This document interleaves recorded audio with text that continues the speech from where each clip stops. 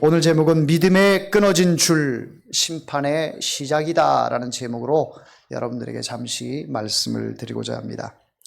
크리스찬 가정 가운데 여러 가지 소망이 있겠지만 그 소망 가운데 가장 으뜸으로 여길 수 있는 소망이 있다면 그것은 바로 믿음의 명문 가문을 이루는 것이 여러분들에게 큰 꿈이리라, 이렇게 저는 생각을 합니다. 신방을 종종 하다 보면 우리 가문이 믿음의 명문 가문이 되었으면 좋겠습니다, 이렇게 말씀을 하시는 분들이 계세요. 자, 그 말인즉슨 이 믿음의 유산이 내 자녀에게 또 후손에게, 그래서 대대로 우리 가문이 믿음에 있어서만큼은 다른 건 몰라도 명문 가문이 되었으면 좋겠습니다, 그 바람이 있는 것 같아요. 참 그런 바람으로 기도 제목을 내놓으면 목사인 제 마음이 뿌듯합니다. 행복합니다. 감사합니다. 다른 것을 구하지 않고 세상 것을 구하지 않고 자손 만대에 하나님이 기뻐하시는 가정, 이런 명문 가문이 되기를 원하는 그 믿음의 중심을 하나님이 기뻐하시리라 저는 믿습니다. 자, 그런데 이것이 우리들만의 꿈이 아니라 하나님도 이런 꿈을 가지고 계시다면 여러분 믿으시겠습니까? 하나님도 그런 꿈을 가지고 계세요. 모든 것이 다 하나님의 것인데 무슨 하나님이 꿈을 가지고 계십니까? 그러나 하나님도 꿈이 있습니다. 디모데전서 2장 4절 말씀에 보면 하나님은 모든 사람이 구원을 받으며 진리를 아는 데에 이르기를 원하신다라고 말씀하고 있습니다. 모든 사람이 구원을 받기를 원하세요. 선민, 이방인, 죄인 모두를 포함한 사람들이 구원을 받기를 원하시는 것이 하나님의 꿈이시다. 자, 그런데 착각 속에서 살아가는 사람들이 참으로 많습니다. 한번 내가 구원받으면 이 구원은 변치 않아, 이렇게 자기 확신에 사로잡혀 있는 사람들이 있습니다. 내가 하나님께서 선택받은 백성이야, 난 구원받은 백성이야, 그렇기 때문에 내가 이 세상에 어떠한 짓을 해도 이 구원의 문제만큼은 흔들리지 않아, 이렇게 자기 확신에 사로잡혀 있는 사람이 있다라는 거예요. 그 사람들이 누굽니까? 바로 이스라엘 백성들입니다. 이스라엘 백성들. 하나님께서 아브라함을 선택하셨고 그 축복의 통로는 바로 우리 모든 이스라엘 백성들 가운데 유전이 되었기 때문에 우리는 축복받은 백성이야. 우리는 하나님의 선택받은 백성이야. 그러니 이 구원은 취소될 수가 없어. 그렇게 생각하며 살아가는 그 선민의식에 쩌들어 있는 백성이 바로 이스라엘 백성들이다라는 것이죠.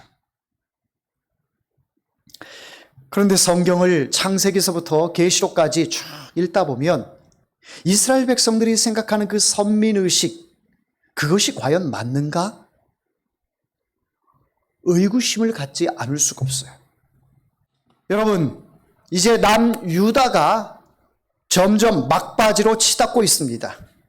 북이스라엘은 아수르에 의해서 멸망당한 지 벌써 오래된 얘기입니다. 이제 하나님께서 남은 백성들, 하나님께서 선택한 그 남은 백성들이 유다 백성들인데 이 유다 백성들이 그의 끝이 얼마 남지 않음을 히스기야를 통해서 시사를 했고 그것이 므낫세를 통해서 점점 가시화되는 이런 일들을 우리는 볼 수가 있습니다. 그래서 오늘은 여러분들에게 오늘 본문을 근거로 해서 또 한 두 가지 정도를 말씀을 드리며 은혜 받고자 합니다. 첫째는 이 믿음이 내 생각과 바람대로 유전이 되었으면 좋겠는데, 내가 기도하는 대로 우리 가정이, 우리 가문이 명문 가문이 되었으면 좋겠는데, 이 명문 가문이 한번 탁 하나님 앞에 사로잡혔으면 흔들림 없이 계속해서 우리 가문만큼은 저 하나님의 나라 천국에 이르렀으면 좋겠는데, 여러분 그 바람이 가득하시죠? 근데 그 바람대로 됩니까? 쉽지 않죠? 왜 여러분 여러 방법을 써보지 않으셨겠어요? 믿지 않은 형제 자매들을 위해서, 또 내 자녀들을 위해서, 내 부모를 위해서 어떠한 방법이든 여러분들 다 써보셨을 거예요. 달래도 보고, 을러도 보고, 또 기도하고, 최선을 다해서 비율을 맞추면서 그렇게 했는데도 우리의 바람대로 이게 쉽지가 않다라는 것이죠. 그런데 여러분만의 고민이 아니에요. 이것이 기독교인이라면 온 기독교 가정들에서 나타나는 현상들이고 그런 고민을 갖고 기도를 하고 있습니다. 여러분이 저를 보실 때는 목사님 무슨 걱정이 있습니까? 자녀들 믿음의 자녀로 잘 성장했고 무슨 걱정이 있습니까? 저에게 걱정이 있겠어요? 없겠어요? 없겠습니까? 전 여러분 때문에 걱정이에요. 여러분이 하나님 앞에서 믿음으로 견고히 서서 흔들림 없이 세상에 많은 문제가 있어도 그 문제로 인하여 눈 하나 깜짝하지 않고 하나님만 바라보고 하나님의 은혜 속에서 평안합니다. 하나님, 내가 지금 육체적으로 매우 피곤하고 고단하고 고민이 많고 근심 걱정이 많이 있지만 그래도 감사합니다. 내 속에 주님이 내주하셔서 주님으로 하여금 오늘도 평안합니다. 오늘도 내 삶은 죽을 만큼 힘들지만 그럼에도 불구하고 하나님이 우리 가정에 나와 함께 하시니 감사합니다. 이런 정도의 수준에, 이런 장성한 분량에 이르는 여러분들의 믿음이 있기를 원합니다. 모두가 다 그렇다면 저는 염려하지 않을 것 같아요. 걱정하지 않을 것 같아요. 힘들어하지 않을 것 같아요. 제가 힘들어하고 마음속에 늘 고민이 있고 하나님 앞에 아뢰는 것은 여러분 한 사람 한 사람, 여러분 또 가정에 믿지 않는 그 한 식구들 그 사람들 떠올리며 아침마다 기도할 때 보면 가슴이 미어져 옵니다. 가슴이 막 탄 듯하게 그렇게 안타까워요. 여러분 가정들이 명문 가문이 되었으면 좋겠습니다. 여러분 가정들이 근심 걱정 없이 주님 부르시는 그날까지 저 천성을 향해서 뒤를 돌아보지 않고 좌로나 우로나 치우치지 않고 우리 표대 되신 예수 그리스도만 바라보며 전진해 갔으면 좋겠습니다. 이것이 저의 바람이고 저의 꿈입니다. 하나님께서 모든 백성이 구원에 이르기를 원하시는 것처럼 제 마음속에도 여러분을 향한 그 마음이 동일하게 있습니다. 자, 본문으로 돌아가서 보면 아하스라는 왕이 있어요. 이 아하스 왕은 히스기야의 아버지입니다. 아하스 왕은 악한 왕이었습니다. 그런데 그런 아들 밑에 히스기야와 같은 기도하는 사람, 우상을 타파하는 사람, 이런 왕이 생겼다라고 하는 것은 참 놀라운 일이 아닐 수 없는 거예요. 그런데 이런 히스기야 왕 밑에 또 므낫세가 이 전대미문의 영적으로 가장 악한 왕이라고 할 수 있는 유다의 왕, 그것도 너무너무 장수를 하고 왕의 통치를 55년 동안 통치하는 악한 왕이 55년 아주 너무너무 길게 통치를 하는 그런 왕을 낳았다라는 거예요. 어떻게 히스기야 같은 왕에게 므낫세 같은 왕이 나올 수 있었을까? 그런데 그 므낫세 왕, 그 자신을 똑 닮은 아들 요담이 또 나오게 됩니다. 그러니까 므낫세를 닮아서 그대로 악한 왕으로 통치를 하죠. 그런데요, 이런 요담 왕 밑에 아들이 누구냐면 요시야 왕입니다. 요시야 왕은 유다 왕들 가운데 마지막 개혁 왕이었어요. 그러고 보면 이렇게 퐁당 하는 것을 볼 수가 있어요. 왜 다윗 후손들에게 하나님께서 계속해서 이렇게 퐁당하는 그런 모습들을 주셨을까? 분명히 하나님께서 다윗에게 복에 복을 더하시고 그의 후손들이 복을 받도록 하셨는데 다윗이 하나님 앞에 바로 선 사람이라면 솔로몬은 말년에 또 그렇지 못한 모습, 또 그의 아들 또 르호보암을 봐도 가장 악한 왕이라 해도 과언이 아닐 정도의 그런 왕, 계속해서 유다의 왕들을 보면 선한 왕, 악한 왕, 선한 왕, 악한 왕, 이런 모습들이 나타납니다. 그들에게 있어서 명문 가문이 되고 싶고 자손 만대에 선한 왕들이 계속해서 배출됐으면 하는 그런 마음이 왜 없었겠습니까? 그런데 이것이 사람 마음대로 되지 않는다라는 것이죠. 여러분 삶 속에서 가장 힘든 일이 무엇입니까? 자녀들 키우는 것이 가장 힘들지 않았습니까? 사업으로도 어려움을 당할 수 있고 또 사람 관계도 어려움 당할 수 있는데 자녀 키우면서 자녀들과의 그 갈등, 서로 소통이 되지를 않고 또 서로가 이해하지 않고 서로 품어주지 못하는 이런 모습들. 자녀가 결혼했어요. 또 아이를 낳았어요. 또 나이가 60, 70이 됐어요. 그럼에도 불구하고 부모 앞에는 늘 자녀 걱정. 이 걱정이 떠나질 않아요. 그래서 항상 부모 마음속에는 마치 다 하지 못하고 학교에 가서 선생님 앞에 숙제 못 해온 아이들의 그 마음처럼 부모 마음은 늘 그런 마음이 있다라는 것이죠. 자, 그런데 우리가 명문 가문으로 되기를 소망하면서 우리 마음속에는 어떠한 마음이 있느냐? 바로 내가 하나님 앞에 이렇게 하면 하나님께서 이렇게 응답해 주시기를 원하는 마음. 이것이 공통적으로 있는 것 같아요. 내가 열심히 교회 봉사를 하면, 내가 열심히 신앙생활을 하면, 내가 열심히 헌신하고 기도하면 하나님께서 이에 따라서 나에게 복을 주실 거야. 여러분, 그런 믿음이 있습니까? 그런데 이 믿음이 잘못됐다라고 생각을 하시면 여러분 어떻게 하시겠습니까? 내가 이렇게 하나님 앞에 엎드리면 하나님께서 나에게 더 큰 것으로 보상해 주실 거야. 이 보상 심리로 하나님 앞에 나오는 믿음을 여러분 소유하고 계시다면 오늘 말씀을 통해서 여러분의 지금 노선을 바꿀 수 있기를 바랍니다. 아, 이것이 하나님이 진정 원하는 것이 아니었구나라는 것을 여러분 오늘 말씀을 통해서 깨닫기를 원합니다. 자, 우리가 한 가지 확대 해석을 하면 아주 중요한 원칙을 생각할 수가 있는데 성경에 이런 말씀이 나와요.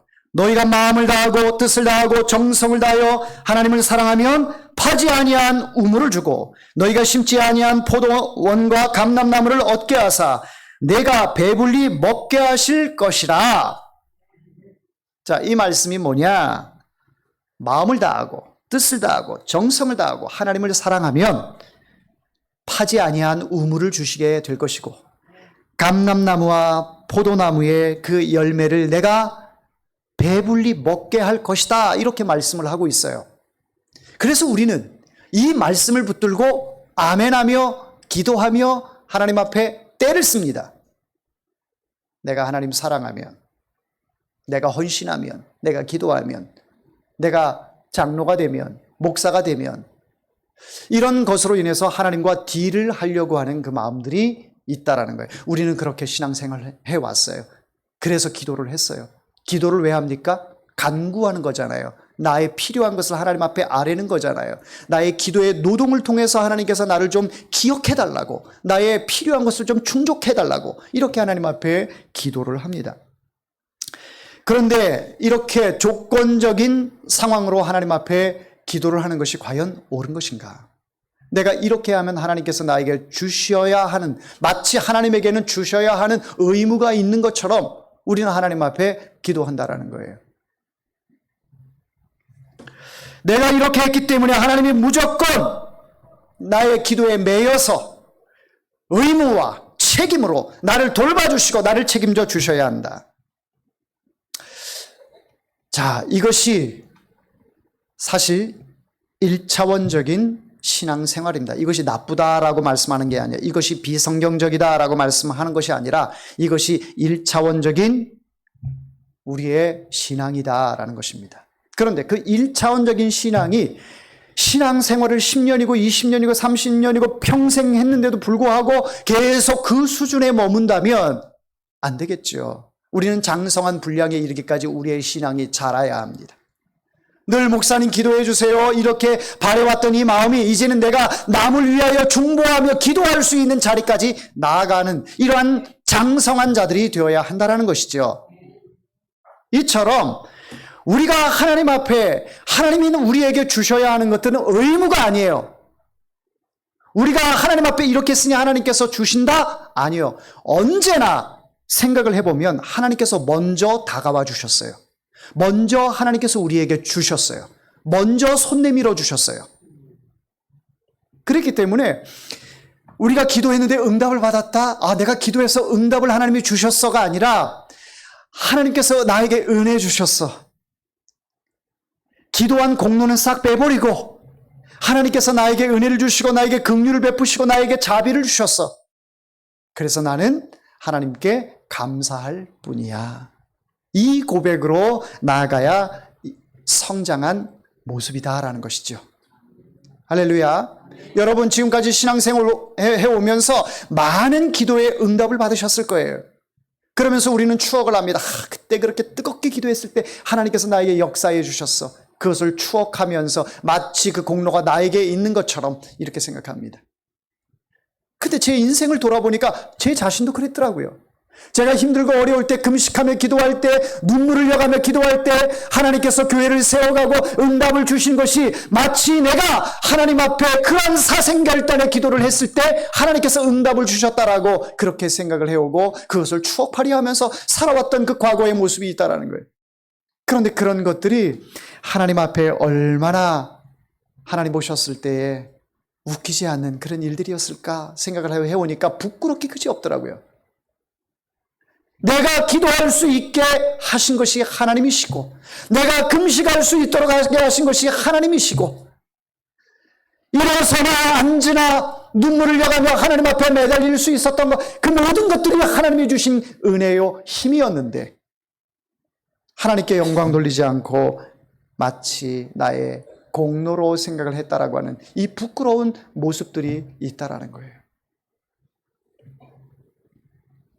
그렇습니다. 하나님께서 항상 계획하고 계셨고 항상 나에게서 시선을 떼지 않으셨고 항상 하나님께서는 나를 기억하셔서 내가 간구하기에 앞서 하나님께서는 내 심령을 더 잘 아시고 더 먼저 아시고 나에게 다가와 주시고 나를 품어주시고 안아주시고 회복시켜주시는 그 하나님을 우리는 알게 되는 것이죠. 사랑하는 성도 여러분, 우리가 그런데 왜 그 하나님을 깨닫지 못합니까? 왜 알지 못합니까? 우리가 깨닫지 못하고 있습니다. 하나님의 시선을 회피하고 자꾸 세상의 것에서 답을 찾으려고 합니다. 우리는 우둔해서 그렇습니다. 때로는 야가 빠지게 행동하는데 그것이 오히려 더 하나님 보실 때에는 가짜는 그런 모습들이 많이 있습니다. 여기서 우리가 놓치지 말아야 할 포인트가 있는데 여러분 보시기에는 제가 생활신앙 잘해 보이잖아요? 제가 믿음이 있어 보이잖아요? 당연히 나는 하나님 아버지를 사랑하는 것이 이 세상에서 제일 귀중한 일이니 제 자녀가 잘 되기를 원합니다. 제 자녀가 신앙에 있어서 정말 독보적인 하나님의 귀한 자녀들이 되기를 원합니다. 우리 가정이 정말 믿음에 있어서는 최선의 경주를 해나가기를 원합니다. 그런데 성경이 원하는 것은 뭐냐? 그 자녀들이 그렇게 되기를 원하는 그 마음 자체를 하나님께 다 옮겨 놓으라는 거예요. 나는 우리 자녀들이 잘 되기를 원해요. 우리 가정이 화목하기를 원해요. 여러분이 잘 되기를 원해요. 그러나 이 마음, 이 모든 것들을 다 하나님께 다 옮겨 놓으라는 것입니다. 절대 그 마음대로 되는 게 아니기 때문에 그렇습니다. 나의 바람대로 나는 우리 자녀들이 잘 됐으면 좋겠는데 좋은 남자들 만났으면 좋겠는데 그게 제 바람대로 됩니까? 되질 않아요. 하나님께 맡길 뿐이에요. 하나님께서 하실 일이에요. 그런데 이런 하나님께서 하실 일들에 대해서 우리는 마치 내가 할 일인 것처럼 아주 마음속에 애들 복다라는 이런 것들이 많이 있어요. 그러니 그런 모습을 보면서 하나님께서는 심기가 불편하게 되는 것이지요. 마치 우리는 하나님을 우리의 어떤 그 신앙생활을 하게 되면 또 열심히 충성하게 되면 하나님께서 꼭 복을 주셔야 할 것처럼 생각하는 그 패턴을 이용을 해서 계속 하나님을 이용하려고 하는 그런 어리석은 모습들이 많이 있습니다. 신앙을 볼 때 무슨 원칙이 있는 게 아닙니다.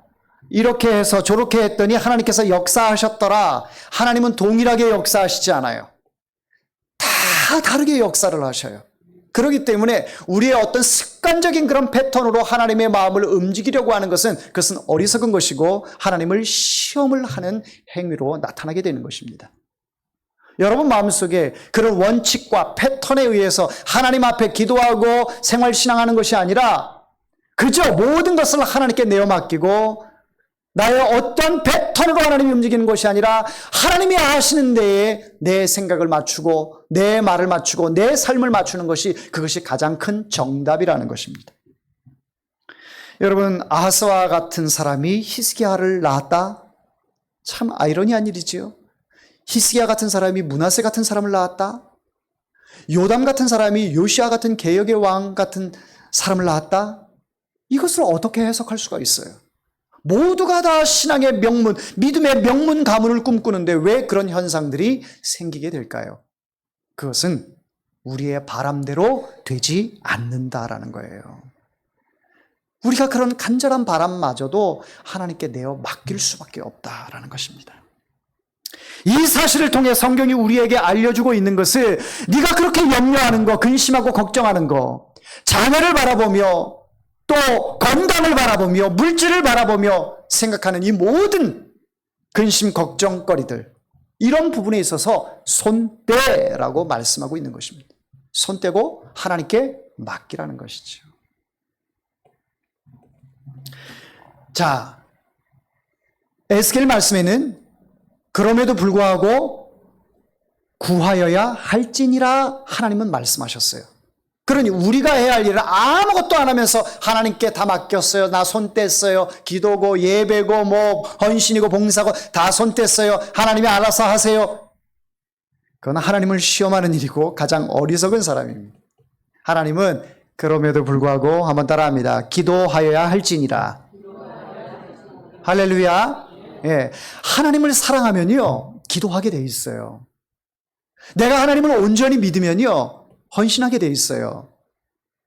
나는 하기 싫은데 저 사람이 했으면 좋겠는데 이런 바람 같질 않아요.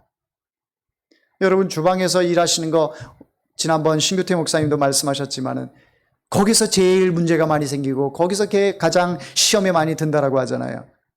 일주일 내내 가정과 직장과 생활하면서 주방에서 거기서까지도 더 자기가 설거지를 해야 할 거를 생각하면 교회에 은혜 받으러 왔다가 그 설거지 때문에 또 시험 드는 이런 형태가 나타날 수 있다라는 거예요. 우리가 이런 부분들을 이해하고 또 위로하고 축복하는 마음이 있어야 합니다. 때로는 내가 할게. 젊은 사람들 좀 쉬어. 내가 할게. 우리가 할게. 이런 마음도 필요하다라는 거예요. 하나님을 사랑하게 되면 하나님을 사랑하는 그 표현을 뭐래도 하고 싶어하는 마음이 생기게 됩니다. 내가 아내를 사랑하고 내가 남편을 사랑하고 자식들을 사랑하는데 아무것도 안 해. 나는 사랑받기를 원해. 나는 아빠니까 너네들은 나를 사랑해야 돼. 나에게 많은 것들을 제공해야 돼. 그러면 됩니까? 안 되죠. 부모기 때문에 자녀한테 하나라도 더 주고 싶어요. 나는 안 먹어도 괜찮아. 나는 안 가져도 괜찮아. 하나라도 더 주고 싶어. 이것이 부모 마음이에요. 왜? 사랑하기 때문에. 하나님도 우리를 사랑하시기 때문에 여러분들을 지금까지 호흡케 하시고 생명을 연장시켜 주시며 여러분들을 통해서 남은 삶을 통해서 더 죄지으라고 생명을 연장시켜 주시는 것이 아니라 더 하나님의 영광을 위하여 하나님 앞에 쓰임받기를 원하는 그것을 더 제공하고 기회를 주시기 위해서 생명을 연장시켜 주신다라는 거예요. 그러니 나에게 주신 이 생명이 하나님께는 내가 기회인 거예요. 하나님께 더 영광 올려드릴 수 있고 더 재롱을 피울 수 있고 하나님 앞에 더 가까이 나아갈 수 있는 하나님께서 우리에게 은혜를 주신 거예요. 나에게 이 장수의 복을 주신 거, 건강의 복을 주신 거, 나에게 없는 것으로 인하여 건강 없는 것으로 인하여 불평하고 물질 없는 것으로 인하여 불평하는 것이 아니라 나에게 생명 연장시켜 주신 것을 통해서 그 입술로 범죄하고 죄짓고 불평하고 원망하는 그런 것을 위해서 생명 연장시켜 주신 것이 아니라 입술을 통하여 다른 사람에게 축복하고 하나님께 기도하고 이렇게 하나님의 기뻐하시는 일을 할 수 있는 기회를 주셨기 때문에 우리를 사랑하시는 표현으로 여러분들에게 이렇게 제공하고 계시다라는 거예요. 자, 그렇다면 우리가 하나님을 사랑할진데 그 사랑을 표현을 어떻게 합니까? 표현을 어떻게 해요? 그 사랑의 표현은 하나님이 하실 일들에 대해서 내가 손 떼라는 거예요. 손 떼라는 거예요. 하나님께 내어 맡기라는 거예요. 그리고 기도하는 거예요. 그리고 그 하나님을 사랑한다면 그 사랑의 표현이 뭐래도 하나님 앞에 하고 싶어하는 그 마음속에만 간직하지 마시고 표현을 하세요. 표현을. 그런 얘기가 있죠. 노래는 부르기 전까지는 노래가 아니다. 사랑은 표현하기 전까지는 사랑이 아니다. 임자 알지? 표현하지 않으면서 내 마음 알지? 그건 자기만 알지. 표현하지 않는데 어떻게 알아요? 하나님은 여러분의 중심을 보시지만 그 중심을 통해서 표현하는 것을 원하십니다. 할렐루야. 네, 하나님께 내어맡기는 여러분들 다 되기를 원합니다. 다만 내가 할 수 있는 것은 앉아 있을 때나 서 있을 때나 누워 있을 때나 일어났을 때나 길을 갈 때나 언제나 내가 마음을 다하고 뜻을 다하고 힘을 다하여 하나님을 사랑한다라고 하는 것을 증명할 뿐입니다. 증명해야 되는 거예요. 마음속에만 간직하지 않고. 그래서 오늘 이 자리에 나와서 하나님께 예배를 드리는 것도 하나님을 사랑하는 마음의 증명을 여러분들이 하고 있는 거예요. 하나님 앞에 나와 예배 드리는 이 시간, 세상 사람들이 볼 때는 가장 미련해 보이지만 우리에게는 가장 지혜로운 것을 여러분들은 선택을 하신 거예요.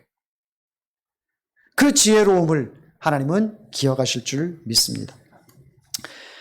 자, 두 번째로 말씀을 드릴 것은 우리 12절 말씀을 같이 읽어보겠습니다.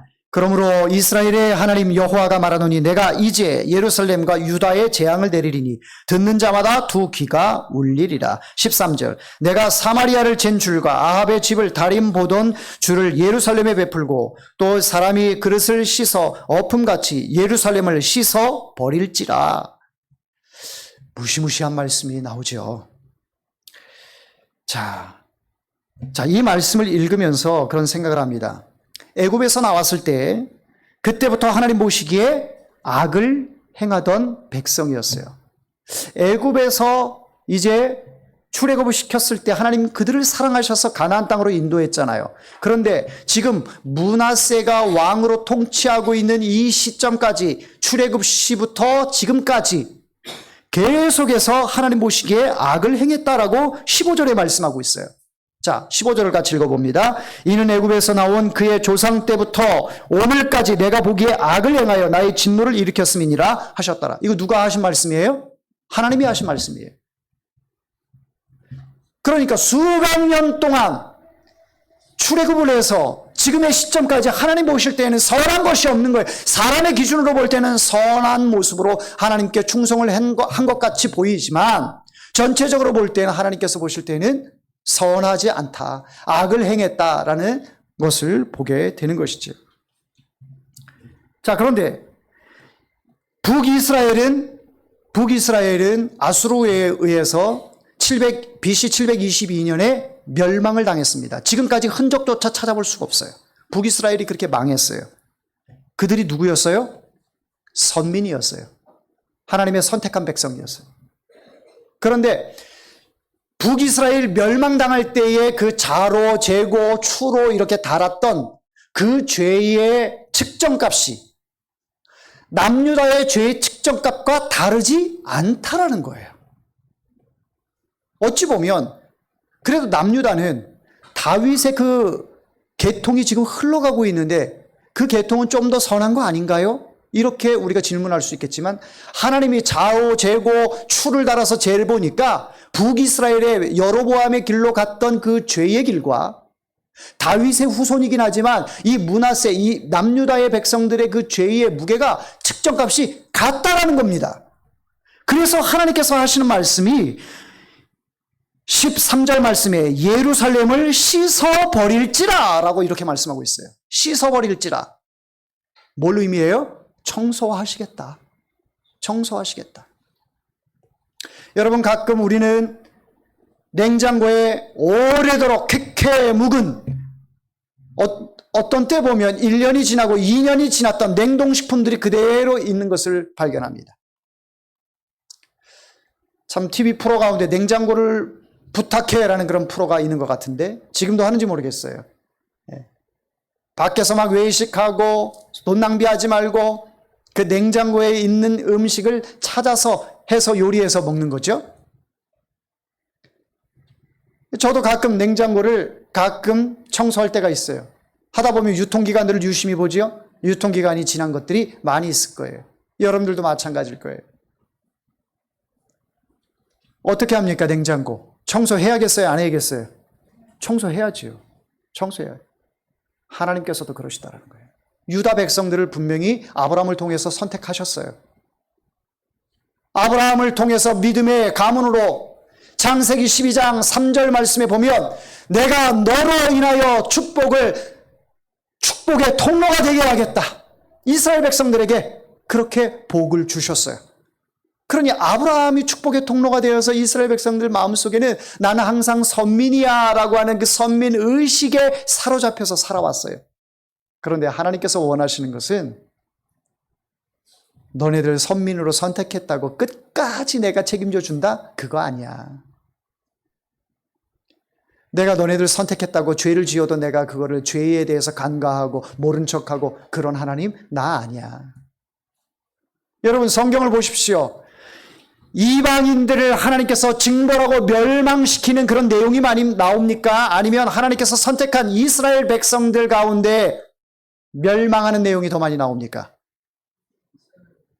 이스라엘 백성들, 선택받은 백성들이 더 멸망받는 내용들이 많이 나와요.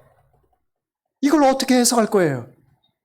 나는 내가 구원받은 백성이라고 자부하고 확신하고 내가 무슨 짓을 해도 나는 구원받는다 라고 이렇게 구원의 확증을 가지고 살아가는데 이거 어떻게 증명할 거예요? 여러분 구원에 대한 확실성을 갖는 것은 매우 중요합니다. 내가 구원받은 백성이야. 나는 하나님의 백성이야 라고 하는 그 믿음의 확신 중요합니다. 많은 사람들이 질문을 해요. 저에게도 질문을 하고 여러분들도 그런 궁금증을 가지고 계실 거예요. 어떤 질문이요? 한 번 예수를 믿으면 구원은 영원히 보존되는 것 아닌가? 나는 구원받았어. 그러면 이 구원받은 것이 영원히 변하지 않고 확증이 되는 것 아닌가? 이런 질문들을 많이 받습니다. 그런 설교도 제가 많이 했어요. 여러분들은 그럼에도 불구하고 지금도 계속해서 헷갈리고 왔다 갔다 하는 그런 생각을 가지신 분들이 계실 거예요. 자, 요한복음 10장 28절 말씀에 이렇게 말씀하고 있습니다. 내가 그들에게 영생을 주노니 영원히 멸망하지 않을 것이요. 영생을 주노니 영원히 멸망하지 않는다. 요한복음 3장 18절 말씀에 보면 믿는 자는 심판을 받지 아니하노라. 자, 그래서 이 말씀을 믿으면서 구원의 확신을 가져요.